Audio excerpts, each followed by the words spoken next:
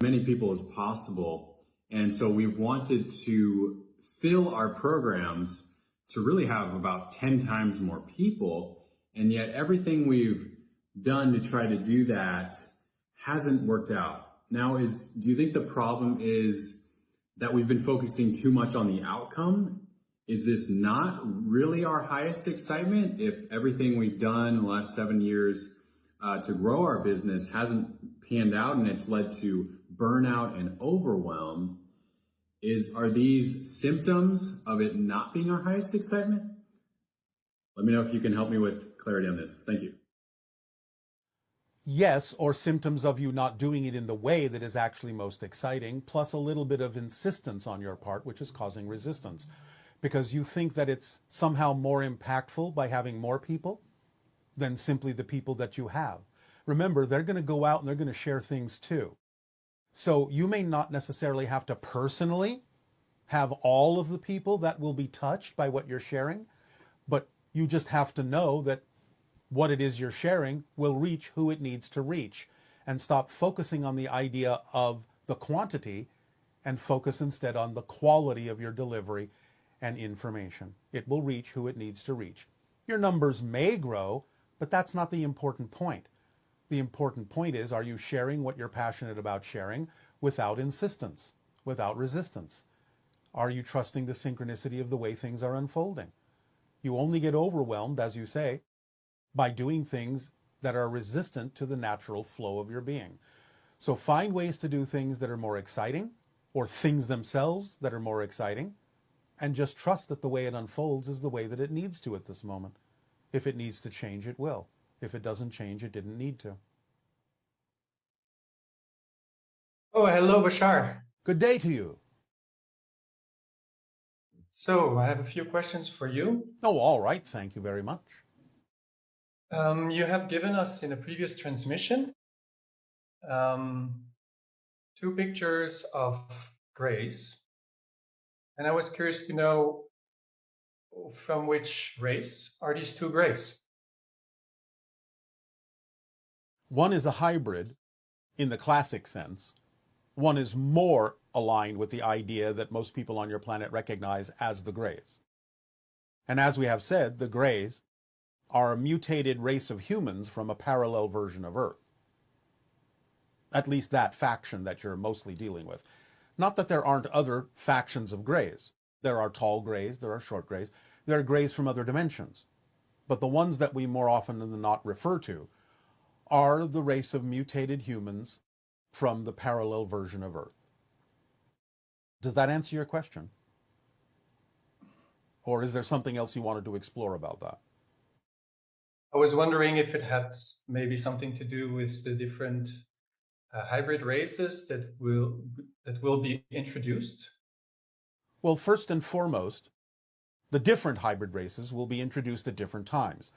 The first will be the Shalanaya, the children that will come to live among you, and possibly the Yael, the caretakers of the children that will ultimately come to live among you in different places on your planet. So eventually, you will start to meet, as contact opens up more and more, the different hybrid races. But remember, the grays are already, in a sense, one version of a hybrid race. So you have met them, you will meet the children, you will meet the Yael, possibly the precursors have been observed by some people on your planet from time to time, without necessarily knowing it. But to meet our civilization, the Sasani hybrids, will require a little bit more change on your planet before you will become vibrationally compatible with our species. Does that answer your question? Okay. Almost. And I was wondering if one of these 2 pictures, I guess the hybrid, if it's referring to if it is referring to the Shalanayel or the Yael. The Shalanaya and the Yael may have some hybrid features, but they are a little bit more human than we are.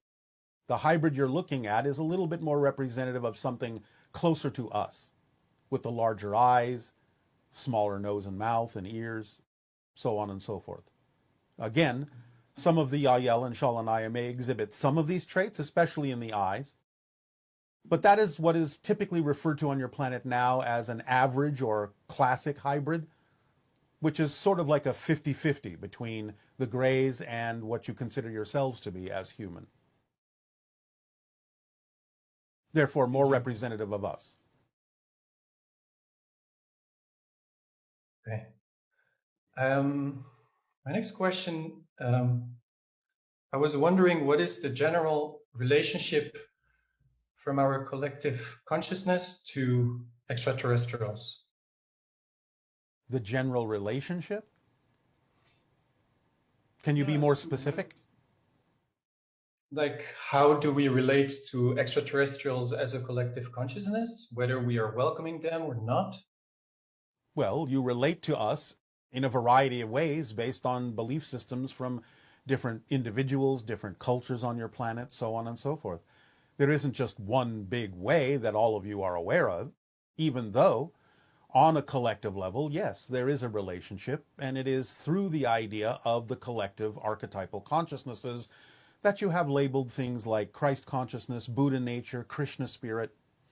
We come through or make a connection to those collective levels of your entire planet, sometimes expressed as nature or Gaia as well, in order to allow ourselves to know when we are or are not interfering with the overall process of the individuals on Earth. So the relationship is one of reflection, is one of connection. You are definitely part of our galactic family, whether you know it or not, and we a part of yours. But this is something you will come to learn. Does that answer your question? I think so. All right. Well, you are asking the questions in very general ways. So we're not exactly sure exactly what direction you would like to take this in. Yes, actually, it's also referring to the open contact. Yes. Because if I understand it, open contact means that there is a certain level of readiness to allow you to come. Yes. And as we are building up to that direction, I was wondering whether it shows as a collective, in the collective field. Yes, that it does. But again, please do remember, you never change the planet you're on. You shift yourself to another version of Earth that is already more ready for open contact by changing your vibration to match it. So when you say the collective, well, yes, that's true. There are more people in your reality that are more willing to shift themselves toward the experience of open contact, but that doesn't mean it's going to be happening on the version of Earth that you're on right now. You will leave that behind. You will shift to another version of Earth, whether you recognize it as such or not. Does that answer the question? Remember, the window of open contact is somewhat broad. Beginning in your year of 2023, it will start slowly. It will be sporadic and intermittent. It will take different forms. Possibly toward the end of the window, 2033, 2040, 2050, then you'll be experiencing more fully the idea of open contact with different extraterrestrial species. So it'll happen gradually over that window in a variety of ways, depending upon the belief systems and cultures that exist on your version of Earth at this particular moment, and how far they're willing to shift into new versions of Earth that are already experiencing open contact.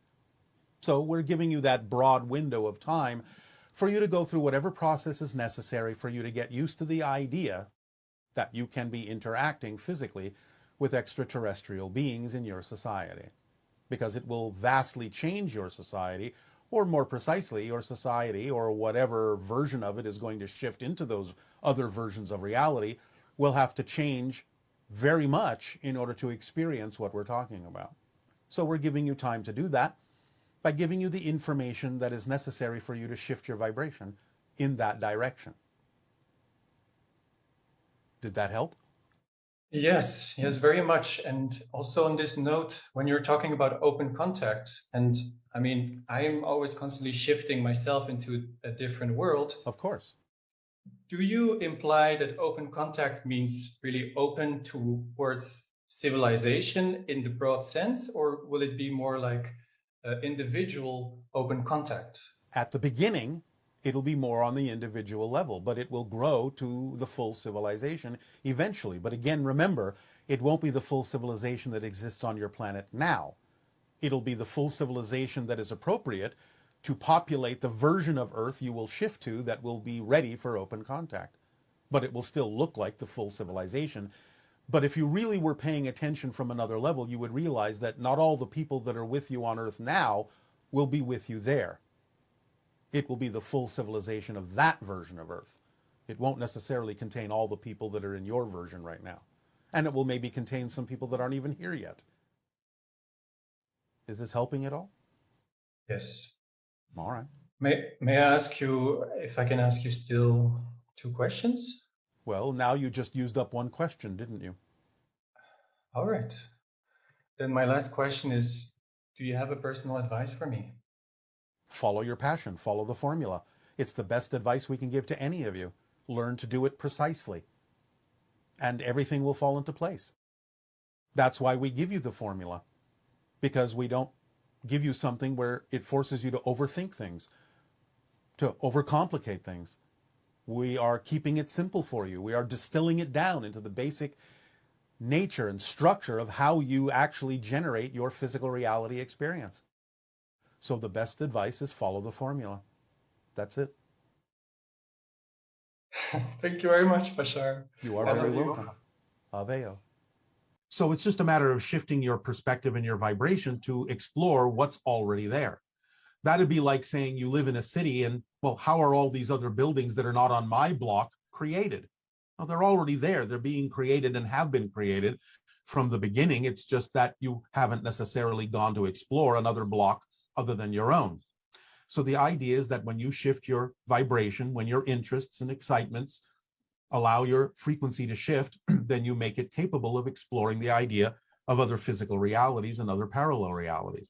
But again, do remember, you're already exploring them because you're already shifting billions of times a second through different parallel realities that already simultaneously exist in order to create what you believe to be your single timeline, which is actually constructed out of billions of shifts into different parallel realities. So everything already exists. You just take journeys you've never taken before. And if there are parallel realities, then do the identical personalities in each of those parallel realities die at different times? Do they share the same soul? And what happens when one of them dies, but the other one is still alive? It's just like sort of having a twin. And again, they're not identical. Even identical twins are not absolutely identical. You have different experiences, different perspectives. So the idea is that they're not identical. They are different. And yes, there can be different time frames going on. One parallel reality may look like your past. Another parallel reality may look like your future. They're on their own timelines in a sense. And they're all individuals with their own souls. And therefore, just as if a twin died, well, there's still a twin living. So in a sense, nothing really happens. You might be able to tap into the fact that some of your other parallel versions have died or passed on or not. And you may pick up on information and energy that could serve you in this life based on the fact that they may have already died. You can tap into their spirits in that way and download information from those that have already passed into spirit. But in a sense, that's up to you to determine what parts of their experiences you will add to your own experience. So in that sense, nothing really happens that you don't agree to have happen, that you don't agree to connect to, and that you don't agree to download as information that might be relevant for you. They're all on their own paths, just like you are. And in that sense, even though everything is interconnected, they all have their independent free will and their connection to their own souls and their own oversouls in their parallel realities. So what's really the benefit of focusing on your parallel lives? Well, I just explained it. Let's just say that another parallel reality version of yourself, while not absolutely identical, is similar enough so that if they are in what you would recognize as the far future, let's say 50 years ahead of you, when you compare your timeline with their timeline, well, you could look at that version and see what it is that you might appreciate or like or prefer about what they're experiencing in their future reality compared to yours. And you could say, well, I like some of that. I will adopt that behavior from what they're doing into my reality so that I can experience more of what it's like to live in the idea of the future relative to my timeline. So you can download all sorts of information from them. Let's say they may have discovered something you haven't discovered. You can use that information, if it is relevant for you to download it, into your timeline and know something that you may not necessarily have known for another 50 years. If it is relevant for you to know it now, you could access that information in one of your parallel reality versions. So what happens if a person's having a hard time in the present and they start feeling jealous or envious of their other parallel lives that are having better experiences? Then they're not using it in a positive way. They're using that connection in a negative way. Because the jealousy and the anger and so on and so forth, the envy, is simply a way of recognizing that you have an issue with self-worth. How often do we cross paths with other extensions from the same oversoul as us? Depends on the person. I'm sorry? It depends on the person. Is there a way to tell when we are in contact with another being that is branched off from the same oversoul as us? And is there any added significance to these interactions or connections? If you become aware of it, which is not always the case, then that would tell you there's added significance. But no, you don't always have awareness of the other extensions or counterparts of your oversoul that exist in the same timeline. Only if it's relevant for you to do so, only if it's part of your agreement to help yourselves grow and expand from there. So if you do become aware of it, then obviously there's relevance and significance. If not, then no. Can you tell us a little more about the spirit world, what it's like, what sort of things spirits do, and whether we have families that stay together as spirits? This is a large subject, and the idea is this will be talked about at length in more detail at another time. But the idea in general is that you will experience, in general, when you go into the spirit world, a life review, connections to your soul family. You will remember the agreements that you made. You will learn from the experience of the life review what it is you would like to do next. You can create the experience of learning new things, being taught new things, being mentored by more advanced souls with more experience. You can create whole communities that might seem physical in spirit that aren't, but you can change things in the blink of an eye if you wish to. You will experience many different choices and the freedom to choose more things than you can choose in physical reality. So many different things are possible in spirit. But again, this is a large subject that will be gone into in another way at another time. Okay. And will the higher mind use whatever relevant images and symbolism that personally resonate with the physical mind to ignite a union of passion between the heart and imagination? Yes. This is why the higher mind communicates in terms of energy frequencies, and the body translates these things as the sensations you call passion. So understanding the language of the higher mind is being willing to act on the passions that it sends you, knowing that that is a representation of your true self that will unify all of the aspects of your physical self, body and mind, along with spirit. So by following the formula, everything is unified. And therefore, you are responding in an aligned way with the messages from the higher mind that it sends you that are representative of what would work best for the physical mind. That's how it guides. The compass needle is the passion that you feel, which is the message from the higher mind that this is you. This is your path. This is who you are. And in acting on it, you allow the energies of your physical mind and your heart mind and your spirit to be more aligned. So yes. Okay.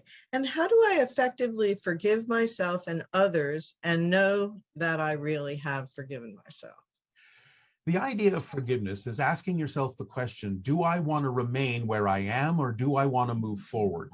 Do I want to remain in the idea of recrimination and regret, or do I want to move forward? Do I want to let go of those things that are anchoring me to the so-called past I believe still exists? Or do I want to move forward in the understanding that as I become a new person, I have a new past? Do I want to let go of the things that don't work for me, or do I want to move forward? That's the question to ask yourself.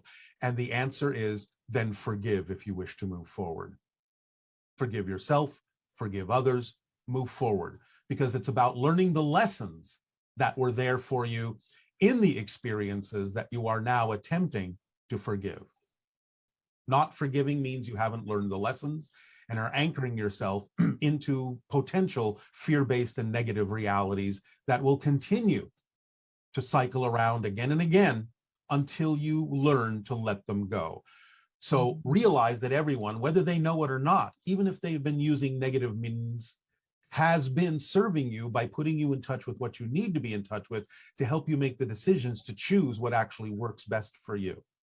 And therefore you can realize that whether they knew it or not, they were actually pushing you in the direction of expansion, even though they may have been doing it negatively, because they have never been taught how to do it positively. You have to again realize that it takes a victim to make a victim.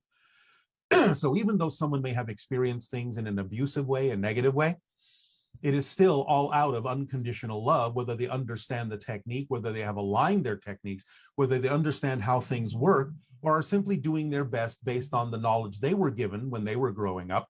It is still for the purpose of you learning the lessons that will help you move forward.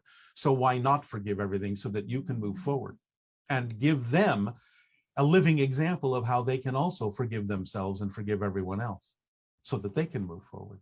Why not?